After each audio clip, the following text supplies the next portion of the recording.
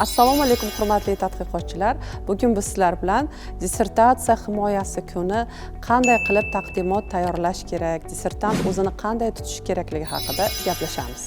Va nihoyat hamma mashaqqatlar ortda qolib, siz kutgan himoya kuni yetib keldi.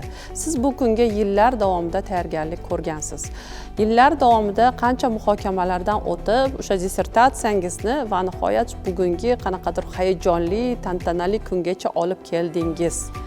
Lekin ba'zan hayron qolaman, mana shunday juda ham bir mas'uliyatli kunda dissertantlar ko'pincha o'zlarining tashqi ko'rinishlari, imijlariga e'tibor berishadi. Albatta bu yaxshi, lekin himoya kuni qilinadigan taqdimot ularning e'tiboridan chetda qoladi. Taqdimotda nimalar aks etishi kerak? Unutmang, dissertantga unaqa ko'p vaqt berilmaydi. 15-20 daqiqa maksimum vaqt beriladi.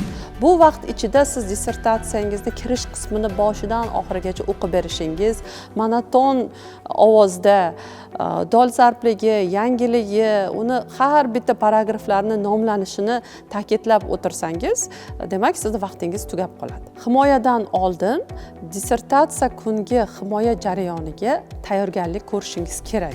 Sizga berilgan 15 daqiqada siz demak maksimal harakat qilib hamma o'sha dissertatsiyangizdagi eng kuchli joylari, ilmiy yangiligi, chiroyli misollar, tahlillar va o'sha kengash a'zolarini hayratga solishi mumkin bo'lgan jihatlarnigina gapirishingiz kerak. Bu yerda siz balandparvoz, suv gaplar deymiz biz buni, oldi qochdi gaplardan tiyilganingiz ma'qul. Chunki vaqtning har bitta minuti, daqiqasi o'lchamli hisoblanadi. Nutqingiz zerikarli bo'lishni boshlasa, sizga demak kengash kotibi xulosa qismiga o'ting deydi. Natijada siz o'sha o'zingiz ko'rsatmoqchi bo'lgan eng chiroyli misollarni ko'rsata olmasdan faqatgina xulosani o'qishingizga to'g'ri kelib qoladi. Bunday holat kelib chiqmasligi uchun eng avvalo taqdimot slaydlaringizni chiroyli qiling. O'zingizni tashqi ko'rinishingizni, imijingizni go'zal qilganingiz kabi, o'zingiz yozgan tadqiqot ishini chiroyli qilib taqdim qilishni, chiroyli qoliplarda, chiroyli bezaklar bilan hammaga ko'rinarli shriftlarda berishni unutmang. Ba'zida dissertantlar himoya kungi taqdimoti slaydlariga umuman e'tibor berishmaydi. O'sha kompyuterning bazasida mavjud bo'lgan PowerPoint'dagi odatiy slaydlardan foydalanishadi. Lekin siz unga alohida mehr bilan yondashib, agar o'zingizning qo'lingizdan kelmasa, qanaqadir dizaynerlar bilan ishlab, gapirmoqchi bo'lgan gaplaringizni chiroyli rasmlar, diagrammalar, jadvallar ko'rinishida bersangiz, maqsadga muvofiq bo'ladi. Chunki ishoning, hech kim ekrandan tekst variantdagi so'zlaringizni o'qiy olmaydi. O'sha himoya bo'layotgan auditoriyaning qaysi rakursdan siz turishingiz, ekran qayerda joylashganligini oldindan bilishingiz nihoyatda muhim. Ba'zida shu dissertantlar qo'ymoqchi bo'lgan ma'lumotlari, tahlillarini nihoyatda kichkina shriftlarda, masalan 14-15 shriftda beradi. Bu esa dissertantdan bir muncha uzoqda o'tirgan kengash a'zolariga umuman ko'rinmasligi mumkin.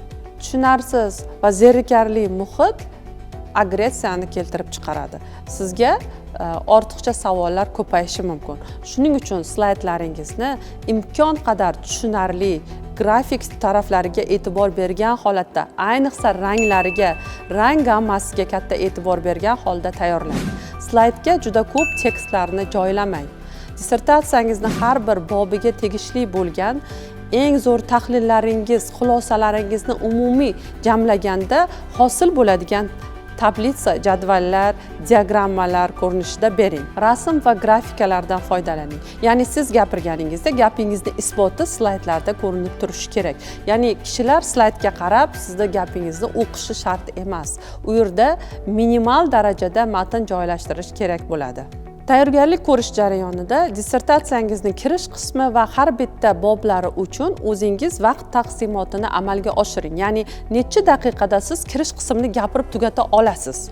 Necha daqiqada birinchi bobda siz aytmoqchi bo'lgan eng zo'r yangilikni demak auditoriyaga taqdim qila olasiz. Necha daqiqada o'zingiz ko'rsatayotgan metodika, keltirayotgan ilmiy yangiligingizni chiroyli misollar bilan ko'rsatib bera olasiz.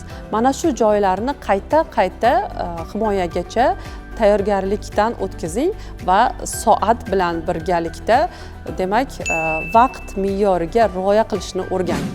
Dissertantga so'z berilgandan so'ng muhokama qismi boshlanadi. Sizga savollar bilan murojaat qilishadi. Savollarga aniq, qisqa, lo'nda javob berishga harakat qiling. Savollarga javob berish jarayonida demak atroflicha yondashaman deb sizdan so'ralmagan qanaqadir muammolar haqida gapirib, ularni yanada chigal ko'chaga olib kelmasdan o'sha so'ralgan savolga konkret va qisqa javob berishni o'rganing. Taqdimotni tayyorlayotgan paytingizda qanchalik ko'p materiallar bilan tanishganingizni ko'rsatish uchun ularni tekstda sanab o'tish emas, balki katta bir grafik ko'rinishda kimlarning ishlaridan siz foydalandingiz dissertatsiyada va qaysi olimlarning metodologiyasidan foydalanganingizni grafik ko'rinishda berib o'tsangiz maqsadga muvofiq bo'ladi. Bilasiz, bugungi kunda statistik ma'lumotlar, data collection nihoyatda katta ahamiyat kasb etadi. Dissertatsiya jarayonida siz qancha manbadan foydalandingiz, qancha misol, qancha patsient, qancha deylik material, mana shuni statistikada ko'rsatib o'tsangiz, tadqiqotingiz qanchalik keng va katta masshtabda olib borilganligini alohida urg'u bilan ko'rsatib bergan bo'lasiz. Dissertatsiyangizning ilmiy yangilik haqida gapirayotgan paytingizda kamtarlik qilmang. Har bitta ilmiy yangilikka alohida urg'u bering va kichik pauzalar orqali o'sha kishilarni diqqat e'tiborini o'zingizga qarating, chunki ilmiy yangiligini o'qib berayotgan qismingiz nihoyatda muhim. Hayajonga berilmang, ishoning. Bu dissertatsiyani siz, ilmiy rahbaringiz va opponentlaringizdan boshqa hech kim ichki masalalargacha kompleks holatda tushuna olmasligi mumkin. Atrofingizdagi kengash a'zolari go'yoki o'quvchilar, siz esa o'z bilimingizni taqdim etayotgan o'qituvchi obrazida o'zingizni demak nastroyka qilsangiz, hayajon kamayadi va siz bor mahoratingizni ko'rsata olasiz. Dissertatsiya mavzusini tanlash, boblarni shakllantirish, adabiyotlar bilan ishlash, iqtibos olish, ilmiy ishni joriylantirish, hattoki qanaqa himoya qilish haqida sizga kerakli bilimlarni berdik deb o'ylaymiz. Demak, agar ilmiy ish qilishni maqsad qilgan bo'lsangiz, hech bir ikkilanmasdan ishga kirishing. Ilmiy tadqiqot yo'lini boshlashda sizga omadlar yor bo'lsin. Ko'rishguncha xayr.